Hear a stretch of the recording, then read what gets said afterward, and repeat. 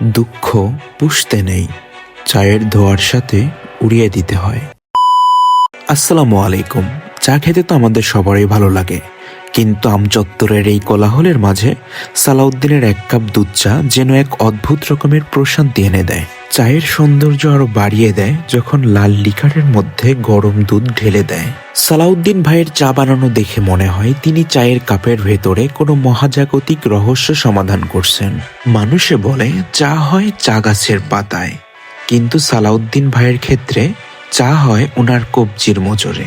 এরপর সালাউদ্দিন ভাই তার সেই ঘন্টার পর ঘন্টা জাল দেওয়া ঘন দুধটা ঢেলে দেয় লাল চায়ের উপরে। উফ, এই দৃশ্যটা দেখতেই পুরাই সিনেম্যাটিক।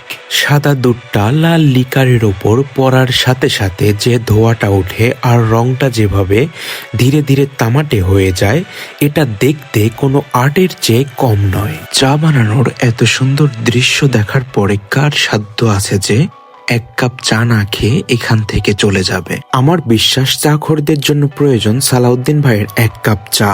এই এক কাপ চা খেলে মন প্রাণ জুড়িয়ে যাবে।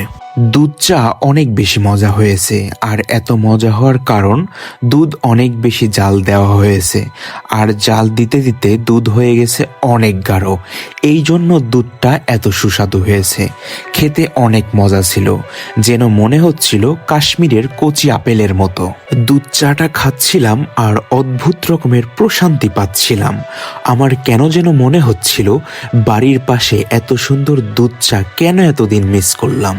এই চায়ের প্রতি চুমুকে আমার মন আর প্রাণ যেন কাশ্মীরের হিমায়িত বরফের শীতলতার মতো ঠান্ডা হয়ে গেল।